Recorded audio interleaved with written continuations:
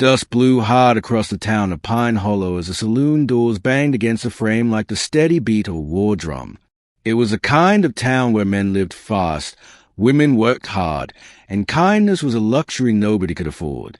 On the edge of the street, Deputy Cole Maddox dismounted his horse, his boots hitting the dirt with a kind of quiet heaviness only a war-worn man could carry. He was 32, with calloused hands, a hawk-like gaze, and a past he never talked about. Most townsfolk respected him, but they didn't know him. That's how Cole preferred it. That night, a group of cowhands gathered in the Broken Spur Saloon, laughter thick with whiskey and spite. They were planning something mean-spirited, something they thought would be hilarious. "She's big as a freight wagon," one sneered. "And face like a busted boot," another added, drawing laughter from the crowd. The woman in question was Millie Grover, the town's laundress and the target of years of cruelty. She was broad-shouldered, with curves folks mocked and scars they whispered about. Her mother had died birthing her. Her father drank himself to death before she turned 15. Millie survived by sheer will, scrubbing the dirt and blood out of other people's clothes while being treated like she was dirt herself. "She's perfect," the ringleader said. "Let's tell Cole we found him a bride." "Mail order," another laughed. "Say she came just for him." The trap was set. The note was forged. Millie was convinced someone had sent for her hand in marriage, and Cole was told a bride from Kansas had come for him. Surprise, courtesy of an old friend from the war. Chapter 2. The First Glance.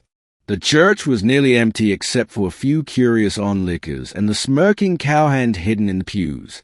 Millie stood at the altar, dressed in a faded ivory gown that had belonged to her mother. Her dark curls were pinned tight, her hands trembling as she clutched a dry bouquet of prairie flowers. She waited, and then Cole walked in. His eyes landed on her and didn't move.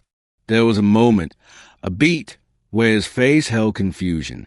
Not revulsion, not laughter, just surprise. Millie's heart sank. She knew she'd been set up. She turned, ready to flee in shame. But Cole's voice rang out, quiet but firm. "Wait!" He stepped forward, removed his hat, and looked her in the eyes. You're all I've ever wanted," he said gently. "If you'll still have me." Millie's lip trembled. "Why would you say that?" He took her hand. "Because I know what it feels like to be mocked by people too small to see worth." The laughter from the pews faded into stunned silence. The cowhands slunk out, one by one. Chapter 3. Building Something True.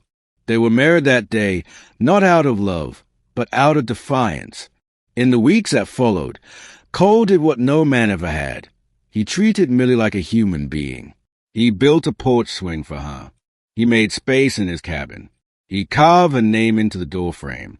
They shared long silences over coffee, worked side by side mending fences and branding cattle. It was not a fairy tale, not at first. Cole had his demons, and Millie had walls built thick around her heart. But in the quiet, something bloomed.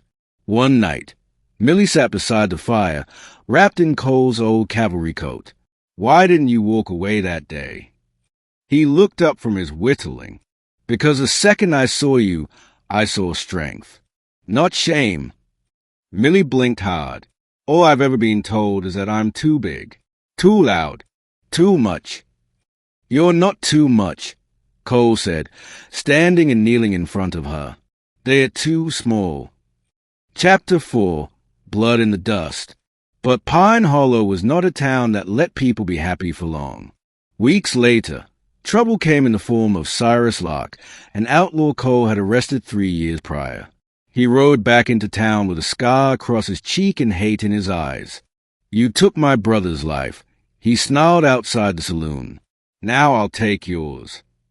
Cole didn't flinch. "Your brother shot 3 women and left a child to die. You call that a man?" Cyrus pulled a gun. Before the bullet flew, Millie screamed from the boardwalk, drawing Cyrus' attention for half a second, long enough for Cole to draw and fire. Cyrus dropped, blood soaking into the street. But the sheriff, old and weak-willed, didn't want more blood on his hands. You fired too fast. Maddox, I'll need to hold you till the circuit judge comes through. Cole didn't argue. He just handed over his weapon. That night, Millie sat alone on the porch, staring into the dark, heart racing with fear. The town whispered again. This time, they said she'd cursed at him, said it was her fault he'd changed. But Millie had changed too. She was no longer the woman who'd hide behind laundry lines and flinch at cruel words.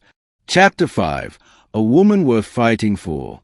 3 nights later, the jailhouse caught fire. Someone had thrown a bottle of kerosene through the back window. Cole, trapped inside, choked on smoke and clawed at the iron bars. Millie ran straight through the crowd. She didn't wait, didn't scream. She acted, grabbing a fallen beam. She used it to smash the lock until her hands bled. She pulled him out, dragging his body across the gate. He coughed, barely conscious. "You saved me," he whispered. "You said I was all you ever wanted," she said, tears streaking her soot-covered face. "Now you're all I've got." He reached up, thumb brushing her cheek. "You were never too much, Millie. You were just too much for them." Chapter 6. Redemption in the Morning. By morning, the town knew the truth. Millie had saved the deputy's life while others just watched.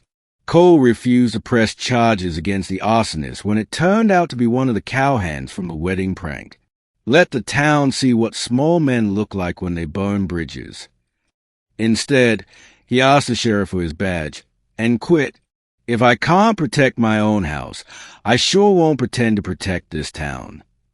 With nothing tying them to Pine Hollow, Cole and Millie left. They rode west until the land opened up like a canvas, until they found a stretch of green beside a river. There, they built their life from scratch. A cabin, a small herd, a garden, a place where no one laughed behind backs or sneered at scars. Epilogue. Love beyond measure. 2 years later, the wind still sang through the cottonwoods near their porch. Cole sat with a baby girl asleep in his arms. Millie, round with their second child, sat beside him. "You know," she said, leaning on his shoulder, "if they could see us now." He chuckled. "They'd say you were too much again." She smiled. "And you?" "I'd still whisper the same thing I did that day," Cole said, kissing her knuckles. "You're all I've ever wanted." In the end, it wasn't the cruel joke they remembered, but the quiet redemption that followed. In a world where pain ran deep and kindness was rare, Cole and Millie found something stronger than mockery, stronger than scars. They found love that refused to be measured,